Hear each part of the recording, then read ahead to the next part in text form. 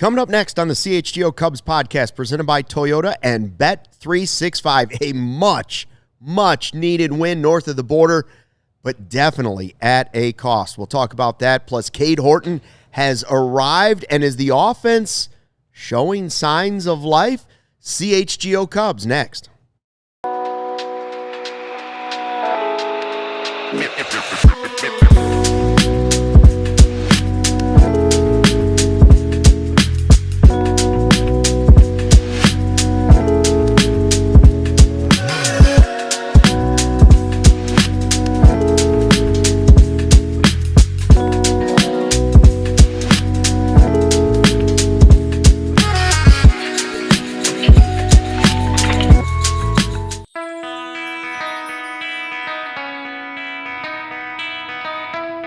Hey, Chicago, what do you say? It's the CHGO Cubs podcast, driven by Toyota. Let's go places. And Bet365. Whatever the moment, it's never ordinary. Use the code CHGO365 at sign-up. Big win for the Cubs, 4-1 over the Blue Jays. I will say this team knows how to bounce back after a loss. They have the best record in baseball following a loss. So that was good news and desperately needed, coming off the Brewers winning in the afternoon and pushing their lead to 8 games, now back down to 7.5 after the Cubs pick up the win. Joey Christopoulos, Luke Stuckmeyer, we call him Joey Christo. Kevin Wells is going to be here in a second. We call him Wellsy. And Sarah's here running the 1s and 2s. We call her Sarah. This was nice to see. This was nice to see, just a bounce-back win, because I feel like last night was maybe as low as I've been about the Cubs this season. Luke, let me start by saying nothing is fixed. No, right? Yeah, we're not saying it's all fixed. We're not saying the season is turned around. But I think tonight's episode, I think the theme for me tonight is going to be baby steps in a lot of different areas. Yeah. Baby steps for the maturation of Cade Horton as a top-of-the-rotation starter. Baby steps for some of the hitters in this lineup. That one inning, baby steps for Seiya Suzuki coming up with a clutch hit, the bullpen knocking it down. If you're going to break out of a slump, you got to do it one win at a time. I don't think we're scoreboard watching tonight, Luke, but I think the good news is the scoreboard that matters tonight is the Chicago Cubs win. They have an opportunity tomorrow in the matinee to take the series against Max Scherzer, a 41-year-old pitcher who I personally think, versus Matthew Boyd. Don't age discriminate. He's my age, Luke. I can, and I will. The Chicago Cubs should beat Max Scherzer tomorrow to pick up a series win. This is how it starts, though, one game at a time. A lot of great things to talk about, a lot of positive things to talk about, and obviously one incredibly sad event, too, as well to talk about. Oh, for sure. Chicago Vince says that Shaw and Horton will only be 30 in 2032, so that's something to look forward to as well. Depressing. Yeah, Kevin Wells has joined us as well. Kevin, obviously it was a big win because the Brewers had won again, and maybe the division's totally gone, but right now, with the way the wild card is played out and you're tied at the top of the wild card, you need to just start winning games, period, no matter who it's against. Yeah, sorry about that. I broke my mic. I pulled the mic off the stand as we hit go live, so thank God we have a great producer. Such strength, such force. Nothing to see here. We have a great producer here. These are not the broken microphones you're looking for. Yeah, all of these wins count, man. I mean, we've counted on the Cubs being able to find some urgency, being able to dig deep and find a way to win. And tonight the offense was better, still not where you'd want it to be, but you faced a very good starting pitcher who's been doing it for a long time, and Kevin Gausman. He's one of the most underrated and has been one of the most underrated starting pitchers in baseball for a decade now. And he shows you that, I mean, he's so efficient. I mean, he was in the 7th inning with, less than 80 pitches tonight. So you hit the ball hard, a lot of outs early on that were hit hard. But what I really like tonight is, aside from Cade Horton, what I really like tonight is there just weren't many strikeouts, right? Like, I think you didn't take a ton of walks, but you took a few. Remember, we've said the key with this team is walks. That's why they were so good early on. They were on base all the time. And during this little stretch here, not little stretch, it's been like a month and a half, but they just haven't been walking and they haven't been getting the clutch hits. And I felt like tonight you started to get some hits with guys on. And shout out to Miguel Amaya, man, for busting his ass down the line and being able to get to first to get that run. I mean, he put his body literally on the line, and that ended up being a pretty decent run and made you feel a lot better and allowed Palencia to kind of walk in on a nice little, cloud and finish the game out. I mean, that's a huge run that was manufactured by hustle. And when you're going through these moments, when you're struggling to score, when you're not putting the ball over the fence, those things matter and they're amplified immensely. So I thought tonight was a pretty good game, man. These are the types of games that this is you're going to see a lot of games like this in October, right? Low scoring, starting pitching's going to win the day. So it's a good test. This Blue Jays team is no joke. They are a force. So good win tonight. I see Rob B in the live YouTube chat here at the all-new CHGO Cubs YouTube channel, which tell a friend, tell a neighbor, tell a total stranger, simplifying it for us. That was a well-played game, right? And it was. That was a well-played game. It wasn't sloppy defense. There was a nice play by Tucker and Wright. The offense hit the ball hard. It looked a little bit better.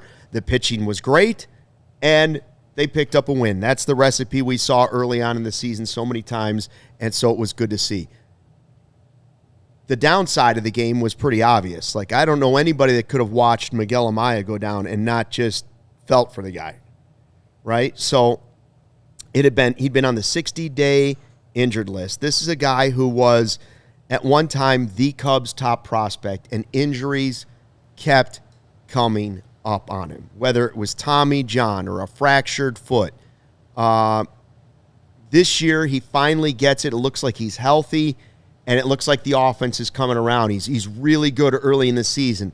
Then the oblique thing hits, and he's out for 2 months. He hasn't played since May 24th. Is that right? May 24th. May 24th is the last game he played. And then, as you said, Kevin, he's doing what you ask him to do. He's hustling down the line. He hits the bag funny, and it's definitely a lower leg injury. Maybe we'll get some updates, but it doesn't look good. I mean, when you see him sobbing on the field and you know what he had to go through to get back to this point, I just want to remind people that right there, that feeling that we all had for him is why even when the team is struggling, doesn't mean you can't be frustrated with the results, doesn't mean you can't be frustrated with players, but that's why you don't make it personal about comments about players and anything that's gone wrong. Like, you feel for that guy. Like, he's looking at that, whatever happened tonight, and he's probably thinking, is this it? That's how he's probably feeling, because he's tried to battle back so many times, and he's finally back one day, not even a full game, and that happens. Yeah, and that's what's so tough about it. And when you talk about Miguel Amaya, you made a great point that I think that there was probably conversations that Cubs fans have had before about, should we sign Wilson Contreras to this long-term extension because we have Miguel Amaya in the pipeline coming up, and we heard about him year after year after year, and the guy just couldn't simply stay healthy. And then last year struggled mightily in the first half, but God, he stuck with it. Got that little that smaller toe tap, put himself together a really nice last couple of months, and then walked into this season ready to really take over the role. I know we're talking a lot about Carson Kelly this year, but this was really supposed to be Miguel Amaya's year behind the plate. And again, the injury bug hit him with the oblique. Obliques are so tough. Rehab sucks. And he did everything he could. He's been working his butt off the last couple of weeks in the minor leagues, in the backfields, trying to get back here. And he gets actually involved in one of the most important Chicago Cubs offensive innings that I think that we've seen in the last couple of weeks. Really quick, Matt Shaw walks, steals second. Miguel Amaya busting it out of the gate to get an infield single. A catcher gets that infield single.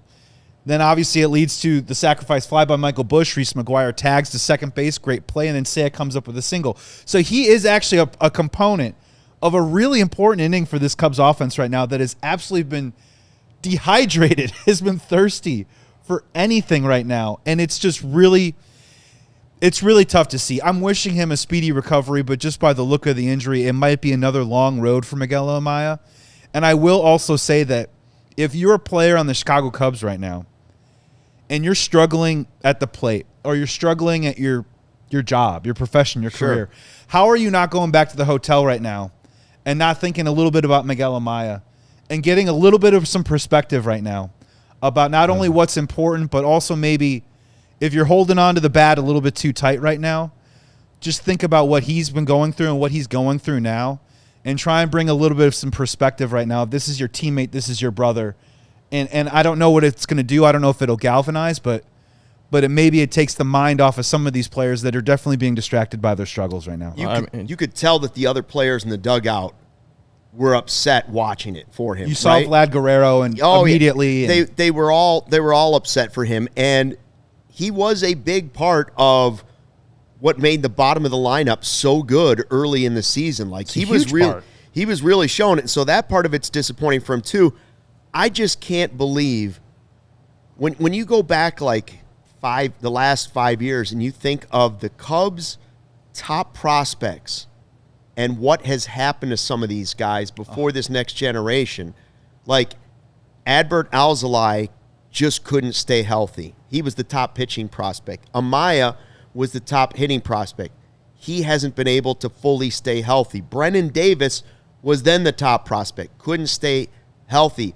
Who's the reliever I'm thinking of that threw 100, never made it? Dylan Maples? No. Marquez? Herman Marquez? No, fireballer, threw like 100 miles an hour, and he was their top pitching prospect, and also never made it to the top. Why can't I think of his name? I don't know. I know who you're talking about, but I can't think. Anyway, you're literally, it's like you're talking about like 5 guys.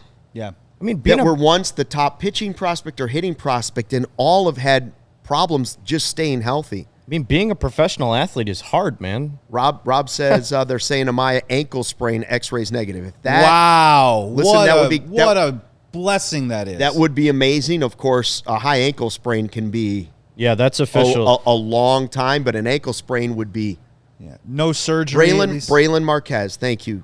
That's official from Craig Counsell. He'll be back on the injured list. X-rays are negative. Wow. That's just great news for Miguel Amaya, first and foremost. So that will probably, high ankle sprains are month and a half, 2 month injuries. Oh, yeah. But all things considered, it doesn't sound, that it may not impact next year. It probably shouldn't. And wow, that's great news, man. That's a relief for the human being more so than anything else. But you think about being a catcher in baseball these days, too. Had it been anything more significant, we saw it end Kyle Schwarber's catching career when he tore his ACL, when he tore up his knee.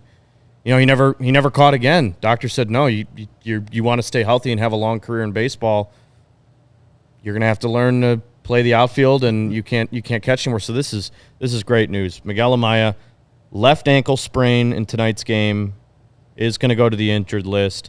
X-rays are negative. It'll be a lengthy injury. It'll be a lengthy stint.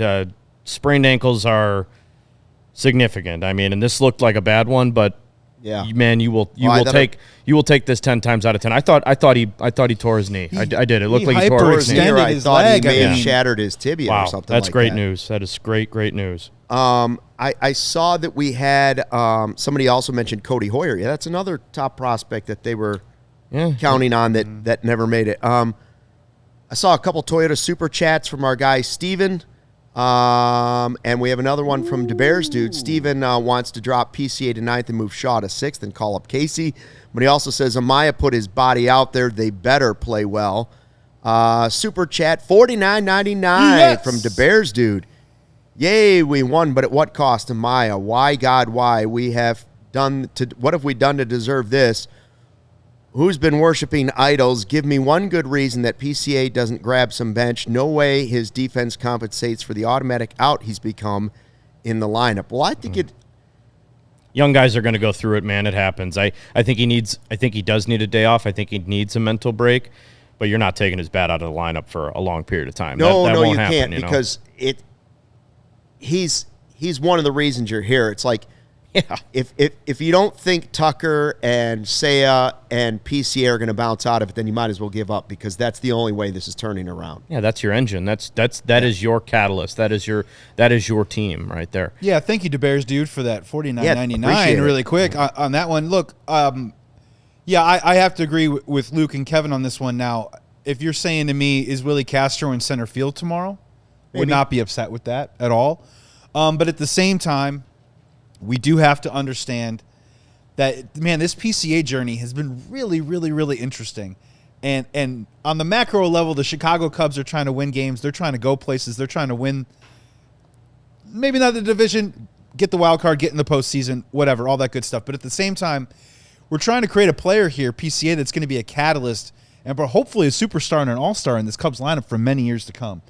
And this is, I know that it's taken a lot longer than maybe Cubs fans would like, but this is a pure young player defined slump. Look it up in the dictionary. This is what young players go through right now. Every young player. And I understand every single one. And I understand that maybe the one mentality is bench the guy. The other mentality, though, is that Counsell, like he has in the past and last year with PCA, and Miguel Amaya said, I am sticking with you. We are working through it. You do not have to worry about screwing up and you'll be on the bench. We're going to keep working through it, and we're going to be process-oriented, maybe not results-oriented at this time, and we're going to hope that results eventually will come. And that's the correct approach, no? You got to let these guys go through it. I mean, I do believe that he needs a mental break, but that's not even close to the same thing as a benching. Pete Crow-Armstrong, calling for his benching is lunacy. Lunacy. And just really quick, you can't say bring up Owen Casey while bench PCA at the same time. I mean, it's kind of like, that's a little confusing to me, where if you want to develop some of these young players, you have to be willing to have these young players go through adversity, and that might not be the results that you want. All right, we're going to talk about Cade Horton's terrific performance. Tell us what you thought of that. We got good news on Miguel Amaya, just an ankle sprain. But first, a word from our sponsors. Hey there, Cubs fans. Whatever the moment, it's never ordinary at Bet365. New customers right now get $150 in bonus bets when you bet $5, win or lose. You sign up, use the code CHGO365, deposit $10, place a bet for $5. You can get $150 in bonus bets if your bet wins or loses. And also, with the Bet365 early payout, you can be a winner if your team goes ahead 5 runs with an instant payout on straight bets and parlay selections. So it doesn't matter win or lose. All they have to do is go up 5 runs in a game. Maybe not bet on the Cubs, but they can definitely get you a straight payout on that. Download the app and use code CHGO365 when you sign up. Remember, use the code CHGO365 to deposit $10. Place a bet for $5 to get $150 in bonus bets if your bet wins or loses. Player props, futures, and more. Whatever the moment, it's never ordinary at Bet365. Must be 21 plus or over. If you know someone who has a gambling problem, please call Crisis Counseling Referral Services at 1-800-GAMBLER, in app only. Toyota's national sales event has a long lineup of vehicles for summer fun. 4Runner's an off-road icon. Tundra hauls it with all its twin-turbo engine. And Tacoma takes adventure straight to the top. Want to ride with sizzling, hot style and efficiency? The all-hybrid Camry is revving and ready to ride. Visit your local Chicagoland Toyota dealer or Toyota.com today. Toyota, let's go places. What a time it is to be a CHGO diehard. Now is the time to sign up. Bears season is almost here. Expectations rocket high. And, of course, the Cubs trying to get into the postseason. Get access to our exclusive written content, free T-shirt, plenty of discounts on future merchant events, plus access to our Discord lounge where the conversations never end. Go to allchgo.com for the latest information on how you can join thousands of CHGO diehards already in our community. Speaking of CHGO diehards, the Friday 120 Club. Boom. Gather now. Gather round. Friday 120 Club this Friday against the Pirates. It's the rooftop deal. The 2-for-1 tasty daily double. First, the Pittsburgh game on Friday. We meet at Murphy's. The deal you can get at allchgo.com is all you can drink, all you can eat at the rooftop next to the firehouse. Watch the game in style with us on a rooftop, some air conditioning in case the weather gets hot. Well, that's where you're Where are we going to find Luke? Yeah, you're going to be there in the air conditioning, right? With all the food and all the drink.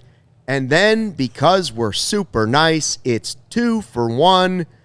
You pay for 1, you get 2. You can also go Monday against the Brewers at night. So it's 2 games at a rooftop, all you can eat, all you can drink for the price of 1. That's the deal we got right now. And you don't even have to be a diehard anymore. Can't Why wait. would That's you for not? anybody. The diehards already got in on it. Why would you not want to go to 2 divisional games down the stretch here? I know that I know it's been a rough go for the offense, but I said this on Sunday. I'll say it again. This is the time, man, to go to the ballpark. These are the games we waited for. The games that matter. It's been years. It's been a long time. I've never been to a rooftop too, so I think it'll be fun. That's about to change. Once in a lifetime. Exactly. Gotta knock it off the list. Once in a lifetime opportunity. About to change. And I did look up the tickets for Friday's game and especially Monday's game. Monday's game, a rooftop ticket is like $180. So if you do our event, you're getting 2 games for all you can eat, including all you can one drink. against the Brewers. Right. So it's like a night game and a Friday 120. Thing. Yeah, exactly. So I'm just saying. And Taylor Swift might be there. She could be. She could Don't be. let the facts get away of a good story. That's right. Only You one way guys to could find you guys out. could reach new heights together. That's Rooftop right. Heights. That's right. You're a little too hip for me. Now, I don't. We do regret to inform everyone that has tuned into the show to see Taylor Swift that she has decided she can't make the show tonight. We had a scheduling conflict. We thought she was going to be here. I know a lot of people on the internet got upset when I tweeted it. Some were very excited. Somewhere. Taylor Swift will not be here tonight. They had 1.2 million live viewers for that show. I think we can beat it. We just have to work a little bit harder. So spread the word. That's right. Yeah. Smash Cubs that get to the World like Series. button. You'll think Taylor Swift was on this show. Cade Horton is him. Cade Horton has arrived. I will say this, and two things can be true. I still believe the Cubs should have done more at the trade deadline. But if anybody was asking for Cade Horton, boy, I'm glad they didn't trade Cade Horton because he looks like the real deal. Man, no hitter into the 6th inning tonight. He was spectacular. Was it a new career high? 8 strikeouts? That's his career high now. Career high, 8 strikeouts. He looks like everything. Yeah, he started 15 games this year. Mm-hmm. Half of those games, he's allowed 0 runs. And the stretch that he's on right now is special. And Since the All-Star break. Yeah. 5 starts, 0.32 ERA. Yeah, he had a little snafu there at the end, but let me remind you guys that the Toronto Blue Jays, though they're north of the border, though we don't hear about them a lot, they're in the American League. Top 3 team in baseball this year. Guess which team walks the most amount in Major League Baseball? I believe it's the Toronto Blue Jays, especially in the second half. They're up there. They're in the top 10. But guess which team strikes out the least? That would be the Toronto Blue Jays. Guess who had 8 strikeouts against one of the best and most premier lineups in baseball today? That would be Cade Horton. It's out. I mean, what he did tonight was outstanding in a lot of different ways because this Blue Jays lineup is relentless. They don't strike out. They have like 30 or 40 fewer strikeouts than the next team closest on the list. They put the ball in play. They put pressure on you. They're a lot like the Brewers. They're a contact-savvy baseball team that takes a lot of walks and is top 5 in OPS. Well, and that's what got Javier Assad in trouble last night. Literally those components that you were talking about. And it is really nice, Luke and Kevin, that I guess it does make sense why we keep hearing that opposing teams keep asking for Cade Horton in trades, right? Yeah. It is nice well, it's to another hear guy that. that's had some injury stuff that has kind of slowed his path to where he's at now, right? Yeah. Which is also why they're trying to be careful with him here, trying to hold it like right at 75 pitches.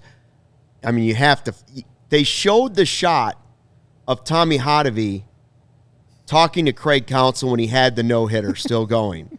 And we were sitting around, I'm like, what do you think? You know what they're discussing. Yeah. Like, what are we going to do here? Like, I mean, if you got a single here, it wouldn't be the worst thing in the world. Would it be the worst thing if we had a 2-out single here and that could be the moment? And then, sure enough, single right away, and they got him out of there. I mean, I told you in the second inning he had no-hit stuff. Yeah.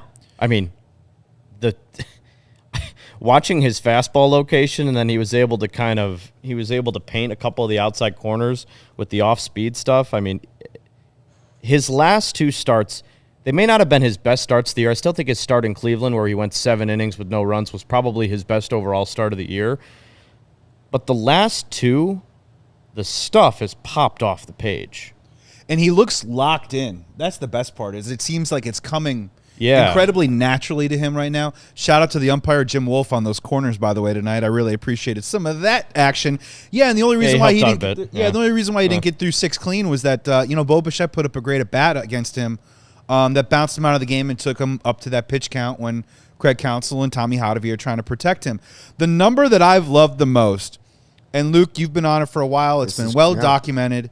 When we talk about him and his journey through the minor leagues, what did the Chicago Cubs want him to do? They wanted him to get ahead of the count. Yep, stop walking, and guys. Throw strikes. So, over the last 3 starts, tonight, out of the 20 hitters that he faced, 14 of them first pitch strikes. His last appearance, out of the 20 batters that he faced, 16 first pitch strikes. And then in the start before that against Baltimore, 18 batters faced, 16 first pitch strikes. That's 46 of 58 over his last 3 starts for a 79% conversion rate of first pitch strikes, getting ahead of hitters, not walking guys. The start before that was 13 of 22 for the Sox, still pretty good, but it messes up my numbers. So get that one out of the way. So 79% out of the last 3 starts. I think we can work with that, right? And he not only is he doing that, but his stuff is swing and miss. Yeah, he gives you a look that, there's not a lot of guys in the Cubs rotation that generates that much swing and miss. I mean, Shota did last year, but was hurt this year, hasn't had as much. Like, if you can add a guy with that type of velocity and get that type of swing and miss, the dichotomy in your rotation gets that much stronger. That's huge, man. That's a huge addition. Well, you know what it is, that first pitch thing that's been going on the last 3-4 starts? It's the C word, 2 of them. Command, sure. Confidence. He's pitching with confidence. He's full of it all of a sudden. And he's challenging hitters instead of picking around trying to find things. He's challenging guys, and it's keeping his pitch count lower. He's not messing around. I think some of it is he knows he's not going to have to go 8 innings. He knows he's going to go 75 pitches. Put the stuff near the plate, around the plate, and get your best stuff out now. And he's doing it. And I think I asked the question maybe 2 starts ago when the trade deadline had just passed. I said, here, if you go into this right now and Taillon comes back and is healthy, and we're going to talk about him in the next segment, who would be your number 3 starter if you can get to the playoffs? Who would be the guy you'd hand the ball to in a game 3? And we said, is it Taillon, the more veteran guy who probably could go a little bit longer in a game and has had like a string of 10 quality starts? Or is it Horton, who'd been, a little bit more roller coaster throughout the season, and he'd shown you some stuff, but he hadn't taken that next step? Now you look at it and say, okay, he's taking the bull by the horns. I would have thought Taillon before, but after what I've seen now, if he's still fresh, I'm leaning towards Horton. I'm leaning towards Horton for that answer. I'd have to agree with you on that. I still would probably say Shota Imanaga or Matthew Boyd get the ball in game 1 and game 2. Sure. I'm still probably sticking with that one. I'm saying game 3. Who would be your game 3 starter? Right. I think you would mostly assume that it was Taillon. But if Horton continues to pitch like this, you'd have to really consider it. Because remember, playoff games, a lot of times that starter only goes like 4 or 5 innings. And if he does this for 4 or 5 innings, you can even go to Taillon for the back half of that. Yeah, I'll go even farther, Kevin. I mean, we've gone 26 minutes and we haven't mentioned the B word, but if it was Peralta, Mizorowski, and Woodruff, I like my chances with Imanaga, Boyd, and the way Cade Horton's pitching right now. And I think if you go up and down the National League, I kind of like my chances with almost any of those rotations, at least with those first 3 guys. Sure. We haven't quite talked about the offense yet, but Kevin, you did such a great job bringing up the point on Sunday that this rotation has been one of the best rotations, at least ERA-wise, they've been since excellent. the All-Star break. Before that. So we got to hang our hat on something right now. We're hanging our hat on the Cubs finally pick up a win tonight, and also that this rotation is productive right now, is getting healthier, and how far can they take this team? Yet to be seen. But again, a young pitcher, a piece that can be on your team this year and beyond.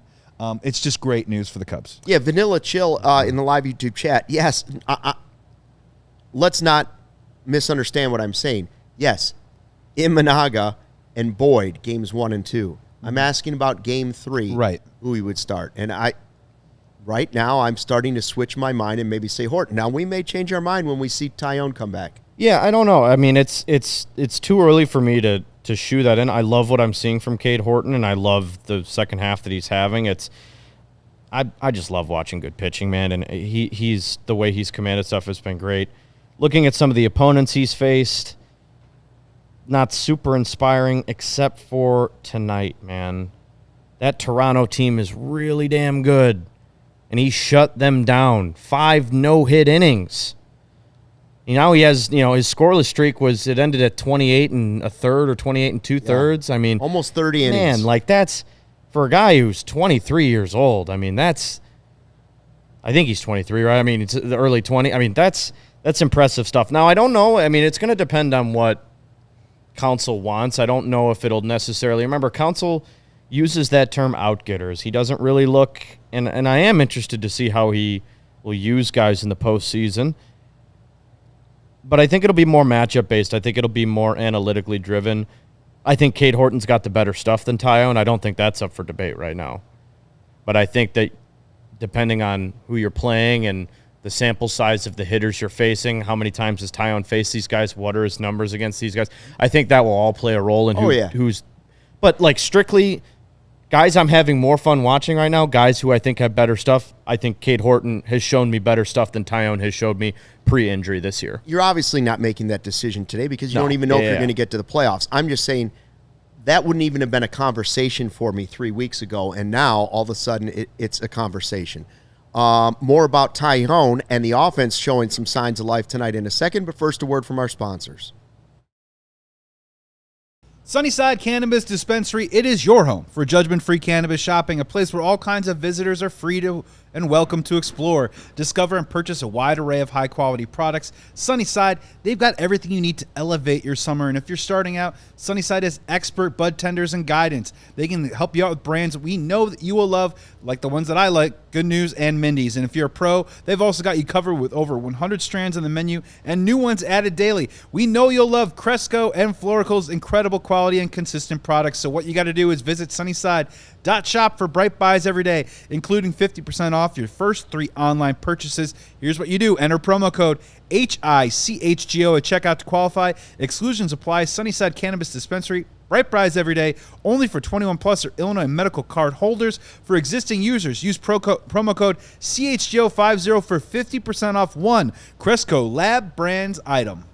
You know that moment, the one where you realize you left your favorite sunglasses at the beach or on the roof of your car, or your kids ripped them in half, or you sat on them in the car? Well, I've been there, all of those. And then I found Shady Rays. It changed the game.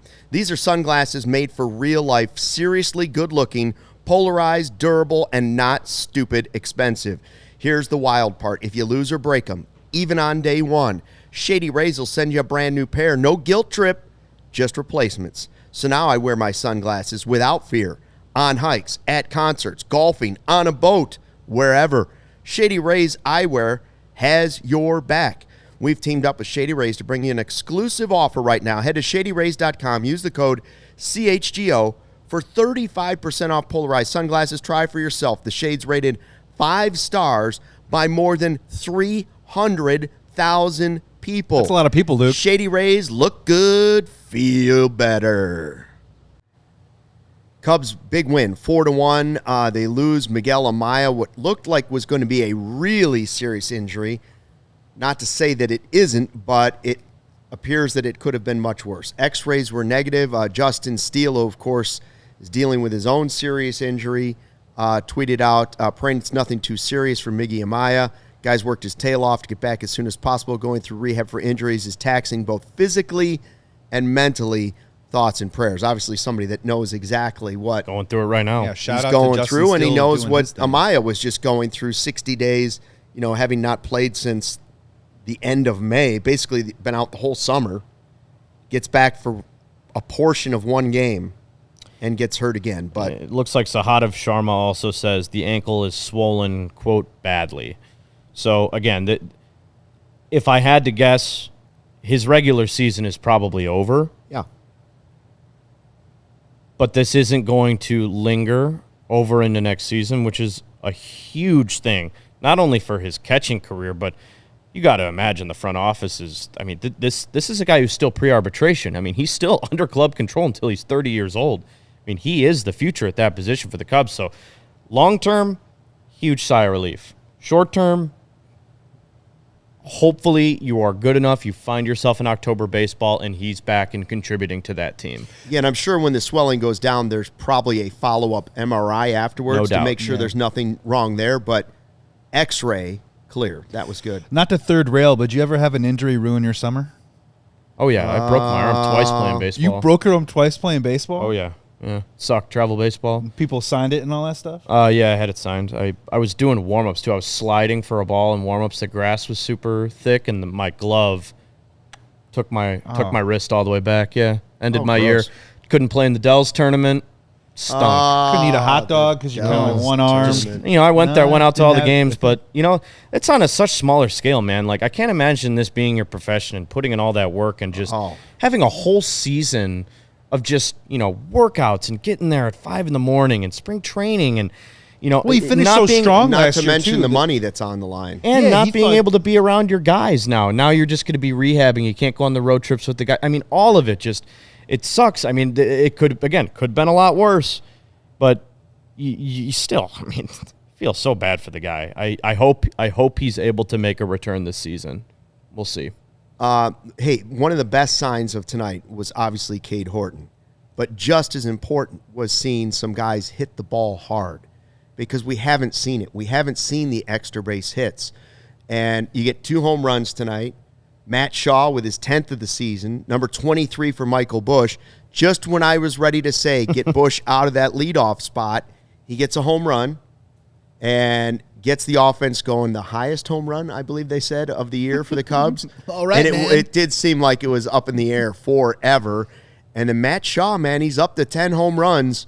But it wasn't just them. It was Tucker hitting the ball hard. It was Seiya getting the RBI late, right? And Tucker didn't have a lot of success to show on the box score, but he did hit the ball much, much harder tonight. Well, according to Baseball Savant, and forgive me if I'm terrible at math, but according to Baseball Savant, they had 16 batted on balls over 90 miles an hour tonight. They had 10 of them over 100 miles an hour at exit velocity. 8 of those resulted in outs. 6 of them resulted in lineouts. So, again, my big takeaway, my big theme for this one is baby steps. We're not necessarily seeing the results that we want, but as you mentioned, Kyle Tucker hits a ball to the track, right? We've seen some guys lay some liners to some outfielders tonight. Seiya did come up with a clutch hit at the right time. I'm not going to sit here and say that this is the pebble that breaks open the dam for the Cubs offense and it's going to be smooth sailing the rest of the way. I am going to say, though, that we did see some positive things that, frankly, Kevin, we haven't seen for about at least a week now with some of these players. So just to see them barrel up some baseballs, I think it was a good sign and hopefully is a positive precursor of what we could see tomorrow and into the weekend against the Pirates. Yeah, I have no concerns about Kyle Tucker unless there's an injury that we haven't heard about. That would be the only type of thing that might be hindering his performance right now. I know he's got only 1 homer since July 1st. I know it's been a power out. I know it's been a struggle, but he's a star, man. He'll get it back on track when it matters. I don't have a lot of concern there. The one thing I want to point out that this blew my mind. Matt Shaw, since the All-Star break, 2nd in baseball in slugging percentage. Mm-hmm. That blows my mind. What's his WRC plus since the All-Star break? He was top 4? He was top 4? It was top 5 as of yesterday. Yeah. I know that, but the slugging percentage, man, that is a huge development. If the extra base hits can start coming in bunches for Matt Shaw, Shea Langoliers has the highest. He's at an 857. He's ahead of Ohtani. Matt Shaw's ahead of Ohtani in the second half in slugging percentage. And Ohtani just got to 40 home runs. Yeah. Again, not saying don't take my words and be like, well, he's a better player. But when you look at the last couple of weeks of Matt Shaw and the pull power home run, if he's going to become a pull power guy, if that's the type of hitter that is going to allow him to, because, we saw a lot of the opposite field stuff when he got recalled, and while that's really important too, but if he can be a pull side power guy while also being able to use the other side of the field and be picky at the plate and take another walk like he did tonight, everything is pointing up for him right now at the plate, and that's huge. That's a huge development. It really is. It means a lot. And Luke, he is making a compelling case and pressing the issue that you've been talking about for the last week or so about should Matt Shaw move him on up. You got to move him up. I mean, I don't want to risk like a good thing when it's going, but at the same time, the offense has needed it. I mean, he hit 8th tonight, so that is a bit of a promotion, to be fair. But no, I, at the very least, though, we can all agree and admit that he has earned at least the consideration to get moved up in the lineup. I don't know if it's 1, 2, top of the order type stuff. Well, with this injury to Amaya, too, depending on the corresponding move and who comes up, I would imagine it'll be Ballesteros, maybe somebody else, who knows. But depending on that, that's going to push him up, I think, regardless, because I think with the way he's hitting right now, and Counsell kind of likes to play the guys that got you there, that seems to be his MO, trust the guys who have been hitting well. Based on that move alone, I would feel like Matt Shaw is going to move up. He's not going to move up into the top 5, but maybe see him at 6 or 7. I think that's probably a fair spot for him at this moment in time. But, yeah, batting him 9th now seems kind of like malpractice, the way he's swinging the bat. We watch a funny sport. Yeah, it's weird, isn't it? I mean, it's beautiful. It is a goofy. weird sport. Like the Cubs' offense was unstoppable early in the season, and the Brewers, their comment from the manager was, well, we don't hit enough early in the season. He said, we don't have a good offense. Now look at it. They're 27-4. They can't lose a game. The Cubs' offense looked like it was just dead on arrival when it would get to games, right? They'd get down 3 runs and be like, it's over. It's over. Yeah, they got space jammed. And the one guy, if everybody said there is a hole on the team, everybody, including us, said it's third base. Matt Shaw's not ready. The chat said DFA him. The chat said give up. Send him back to AAA. He's a 4A player. He's not going to work out. He went down for a short amount of time, came back, and has put in the work. I'm not saying he's a finished work. I'm not saying he's a proven player. But what he has done is incredible at the time point that he has done it. To think that we're sitting here saying, like, counting on Matt Shaw to hit home runs and kind of spark this offense back to life, you couldn't have written that 2 months ago. And when Could not have. And when you talk about the game of baseball, all things are not created equal.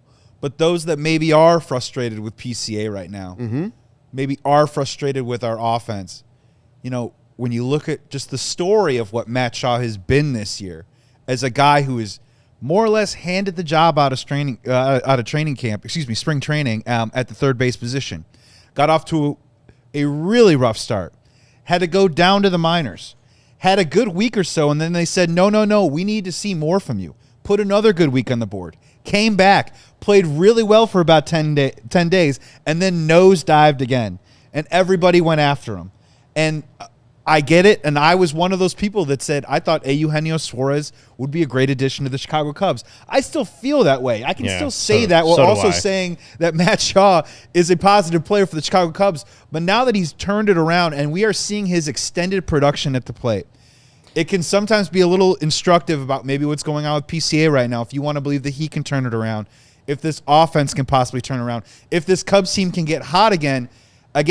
Baseball is a weird, strange sport that will drive you nuts, and that's why I think it's one of the most beautiful games I personally have ever played and certainly love to cheer and root for. Yeah, Willie Castro being the acquisition is very solid, more than solid acquisition, right? To be able to be the utility guy and maybe play third base. Improve the bench. Right. It's a great upgrade. Better than Birdie. Matt Shaw, you're right. I could not have written him turning on the power like this. No way.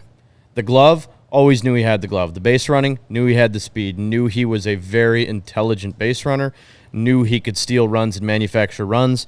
Saw that in the minor leagues, saw a little bit of power in the minor leagues too, but I didn't know it would come this early, especially against some of the pitching that he's had to go against. So, yeah, of course I sat here and said that I would like to see the Cubs trade for a third baseman.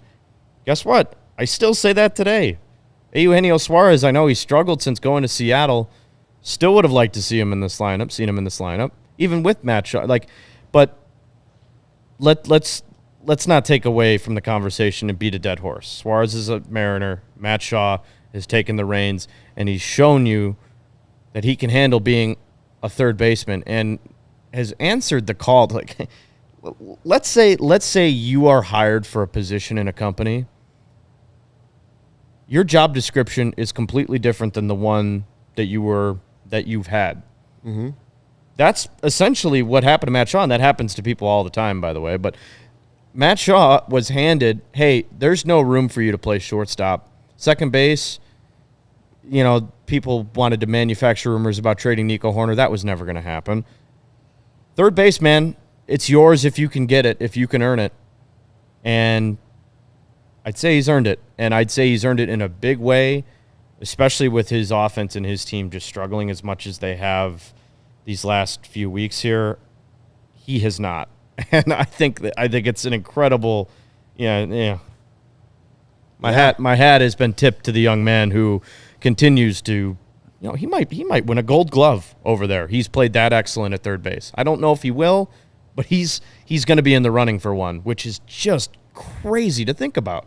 Right now, obviously September's still to come, but right now he's sort of on the path that we saw last year from PCA. A little bit, yeah. Right now, there's similarities. You could see that path continuing, and man, if that could carry over into the next year, and for that matter, Amaya was sort of on that path at the end of last year. Also had a great finish, carried it into early in the year, and you thought so. Sometimes you just have to wait. Horton didn't happen instantly either. We kept thinking, I want to see more out of Horton. We've wanted to see more out of Ben Brown, and maybe it's why we should be patient with Ben Brown. But at the same time, you're also trying to win very, very important baseball games. So Taillon's supposed to be back and pitched really well at Iowa today. He had a great outing, yeah. So, I mean, it's Iowa, but obviously he had 7 runs in a previous start, so you were like, okay, hold on. Much better this start. He's expected to start one of the games against the Brewers on Monday. Maybe it'll be the rooftop one for the Friday 120 Club bonus play, if you will. And I ask you, what happens with the rotation when Taillon returns? 5 1/3 innings, 2 hits, no runs today for Iowa. What do you do with the rotation when Taillon returns? Is this a way where you were trying to limit a little bit of Cade Horton and Matthew Boyd? Just maybe, do you keep it do you go 6-man for a little while and try to limit some innings for guys? I don't think they're going to go 6-man. I don't either. I don't think they'll go 6-man, but the Matthew Boyd thing is real. They want to limit his innings. They've said as much. Cade Horton, clearly they're taking it easy with him. They know what's on the line. They know that they've already been hammered with injuries this year, especially in the pitching department. So do you skip him a start? I think that'll be in play. I think they will start to, should they get things back on track and start to play a little bit some lesser opponents. Yeah, I think those will be games where they will overlook or maybe give them a couple extra days in there. But I think this also signals Colin Ray's time in the rotation probably going to come to an end here pretty soon. I know he's been serviceable and he's had some really good outings, but he's also thrown a lot more than you may have expected him to this year. He was not signed. You think Colin Ray, the odd man out, more than Assad? Yeah, I think they want Assad to be that guy because I think Ben Brown will be, with the stuff he's had and the struggles he's had in the rotation, Ben Brown is clearly going to be, your 1-2 inning relief guy. If you need to get a matchup in there, he's got 2 really dynamic pitches. He's perfect for that role. I think Assad, I think they want him to be a starter. I think putting him in over Brown and just slotting him into that role against a really good Blue Jays lineup shows you how much confidence they have in this guy to get the job done. But I could be wrong. I don't know. Counsell really doesn't view starters versus he views pitchers as outgetters. So there's a variety of way he could go with this. But to me, if I'm looking at it on paper right now, I think it's obviously you're going to try to limit Matthew Boyd's innings, but I think Colin Ray will probably see less time in the starting rotation just because you didn't sign him as a guy. You didn't expect him to throw this much. I think you're going to try to save him or keep him on the team, obviously, but kind of limit his innings here moving forward too. I want to say the Zips prediction early in the season for Boyd, wasn't it like 40 innings? And 4 wins, and it was like 40 innings, and that's when we looked at it and said, do they think he's going to be a reliever? They really think he's that likely to get hurt? It was something crazy like that. It was like 40, 50 innings tops. I don't remember. He's been great too. I could tell you it was under 100 innings for sure. It was under 75 innings for sure. And he's a vital. I mean, you don't need me to tell you this. You don't need the chat. You don't need me to tell you this. But Matthew Boyd he's one of the most important pieces of this team. If they're gonna continue to contend and be in a playoff spot, they need him healthy and they need him throwing. They can't afford him to hit the IL. So yeah, they're gonna take it real easy with him. Probably give him a couple extra days in there. All things considered, this is a really good thing. This is where Craig Counsell does do well. He finds the proper spots to put pitchers in and take guys out, and this is where he does excel. So I'm interested to see what he does, truly. I love that you're saying that, because the two things that popped into my mind is, one, this is Craig Counsell's time to excel. Yes. The inventory, the cupboard is finally stocked, and now these decisions have to be made. And we were talking about this during the game, and Luke, I'm interested to get your perspective on this too, because I think on its face, I think Colin Ray has deserved and earned the right to stay in the rotation. I'm not saying that he's been great. I'm saying, though, as a back-end fourth or fifth starter, I think he has done the job. He's above average. He's won 8 games. Every once in a while, you get a little bit of a bumpy start. For the most part, he keeps you in ball games. But I am now, as Kevin's been talking about this, Colin Ray is a Craig Counsell guy. And Craig Counsell, I think, advocated to bring Colin Ray onto this team. So I think of all the people in that clubhouse that Craig Counsell can go to and say, hey, Colin, can you be my swing guy? Can I create opportunities where we piggyback on some of these days where you saw the Javier Assad, Ben Brown piggyback this time? Is there a day where maybe you can move Matthew Boyd back one day? Can you piggyback Assad and Colin Ray? Can you hopefully maybe have one day where the Chicago Cubs are up by 8 or 9 runs and you can get Matthew Boyd out of a game in 70 pitches? There's a lot to consider here. But I think I'm starting to lean Kevin's way, where I do think you would start Assad and you would ask Colin Ray to be that swingman, because I think of the experience and the trust that Counsell has in him. Yeah, I mean, Bob Loblaw is in the live YouTube chat saying you can't count him for the playoffs. We're not talking about a playoff start. We're talking about starting here. Next 6 weeks. Yeah. Yeah, the rest of the season here. And it's interesting because you mentioned that Colin Ray is a Counsell guy. But if you remember at the end of the season, and even going back to Cubs convention, one guy that Craig Counsell couldn't say enough about after his first season was Javier Assad, because they put him in all kinds of roles and asked him to do all kinds of things last year, and Assad seemed to excel in a lot of them. Now, was he giving you 8 innings? No, but he was really good at that back and forth role. So he also has great confidence in what Javier Assad can do.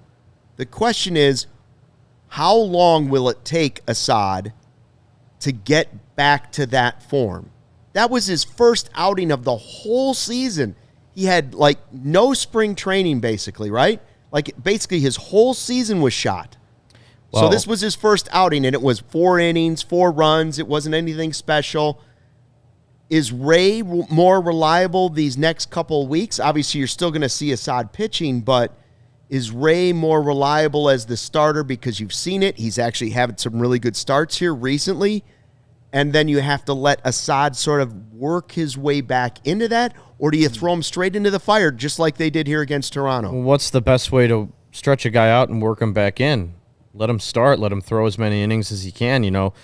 I think that would speak to that half of that argument, right? Mm-hmm. Like if you see him as a starting pitcher and you see him as a significant piece on the mound in October, which, by the way, he'll be a huge part of that pitching staff should they get there. Crazy that I even have to say should they get there, but that's where we are right now. Hey, we're just living in the present. But I appreciate you. Yeah. That looking at it through that lens, I think you need to have him start because you're going to want to have him in that starting role and have him stretch out. He hasn't thrown really much all year, so the arm could be the freshest arm. Yeah, and obviously. If you want to get him ready to roll for those longer innings, I think the best way to do it is to have him start games. But I don't know. I am fascinated. You're right, Joey. The cupboard is stocked here, and we know that Taillon's a starter. We know that you got 4 certified starters, and that 5th one maybe they go with matchup-based stuff. Who knows? I mean, I don't know. Maybe they do the piggyback stuff. It's interesting. I'll it tell really you, is. methinks this is why you get paid $8 million a year, Luke. Oh, It's for well, these- I don't know who you're looking at saying $8 million a year, but I'm looking at Craig Counsell right behind you. he Or might is it be Taylor back there. Swift? Just look right on past me. I'll tell you that much. It also $8 brings up million a year. this great super chat that we had here too, as well. About it isn't just about the pitching staff, but with Amaya going down, we also Toyota super chat. By the way, let's go places. I'm sorry, is that Clint Sierra? Am I reading that correctly? Cerna. Thank you. I'm blind. Will Ballesteros or Casey be called up now? With the injury to Amaya, we were also talking about that too as well. And I'm curious. I'm curious to get your thoughts on this, Kevin, because we were talking about this where you could now bring up another bat, or you could just bring up Taillon to replace Amaya. You do have a doubleheader coming up, so you want to make sure that you've got enough bullets in the bullpen. Do you think this is a time to call up Casey or Ballesteros? Or do you think you try and do it for the weekend and then switch it up for the doubleheader, or where are you leaning on that? Yeah, I mean, they're not going to activate Taillon until the Brewers series, so I would assume now with an empty spot with Amaya going to be placed on the IL tomorrow, I would assume it'll be Ballesteros, and then when you get time for the Milwaukee series, when Taillon is scheduled to pitch, they'll activate him that day and figure out the corresponding move at that point in time. But I think for this weekend series in Pittsburgh, if I had to put my money on it, it'll be Ballesteros, because they've started. He's come up and he's done a pretty darn good job when he's been here. He's been able to fill in, in the DH role, and he's given you a couple clutch hits. And his service time technically has been started because he's been up here. And now thinking about it through the business perspective, they haven't started Owen Casey's business time yet. So they haven't started his service time yet. So are they ready to push that button? I think they will be soon here, but I don't know if it starts now. I called for it on Twitter last night after an offensive failure, and I still want to see both of those guys on the Cubs right now, if I'm being completely honest with you. I think they've both earned it, and I think that your offense could use plug-and-play guys to give guys mental breaks.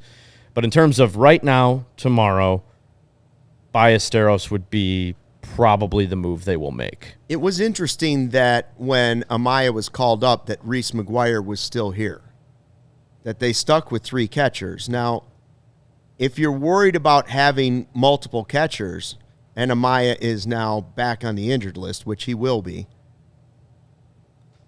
do you count Ballesteros as a third catcher? I don't think they're comfortable with that, but in an emergency, could he catch an inning if you had to? Or if you had to make some kind of crazy switch? I suppose. Yeah, probably. Yeah. But I think only in an emergency situation. I think they'd be considering it more like 2.5 or 2.25 catchers more than they would. The thing 3. you got to remember with catchers, and this staff has been throwing with Carson Kelly all year, and they've been throwing with Reese McGuire for half the year. They know those guys, and those guys are 2 vets who have called games, hundreds and hundreds of games, and have the experience and know how to call games. That's the other part of it that goes overlooked a lot of the time. The offense is right in front of our face. We see the offensive part, but a catcher's communication with their starting pitcher is vital, man. It's crucial, and I don't know if they're ready to give him the reins to do that yet. I would probably say no. Yeah, and really quick, just the button on Cade Horton, we were looking up. Who's the battery mate for Cade Horton? Is it Carson Kelly or Reese McGuire? The last 3 starts, it has been Carson Kelly, but that's 7 shutout innings, Cleveland, that you thought Cade Horton looked at his best. That was Reese McGuire behind home plate. Right. So, that still has some value and some currency on this team. Which is, again, why I was so impressed that Amaya was catching tonight, and he continued it and added on to it. It was like another pitcher. So now he's done it with 3 different catchers. So it's not just the signal caller behind the plate. He's the real deal. Like, Cade Horton has arrived. Hopefully the Cubs offense has arrived too. That's what we're hoping that they're back in the picture now. Cubs win 4-1 over Toronto. They'll have a chance to win the series. They haven't won a series since Baltimore. And this one would feel really good, man. This is one a would be really very, good team. very, very important. Back from the dead. Pirates coming up on the weekend. We got that big double play for you. Wait. Wait, what? Real quick. What is We Shane only got Eubanks 30 saying? seconds. He wants to call up Owen Casey. He I wants thought to he was call up breaking Owen news. Casey. What He's about he's a Mo trying to- Baller, he's trying shot to do caller, 20? Oh, sorry. Oh, yeah, there we go. Official from ESPN Baseball Insider, Kylie McDaniel. Cubs outfield prospect Owen Casey will make his major league debut tomorrow. Oh, what better time? Wow. Rooftop, baby. Diehards. Wow. Subscribe to What the a way to channel. end the show. Owen Casey, baby. CHGO Cubs. Thanks for watching the show tomorrow. We'll see you after the game tomorrow night. Apparently, Owen Casey's debut. Casey at the bat. Wow. That would be something else. Thanks for watching. 4-1 Cubs. We're back tomorrow after the game. Don't forget, as always, tell a friend, tell a neighbor, tell a total stranger, and fly the W. We all silly like the mayor.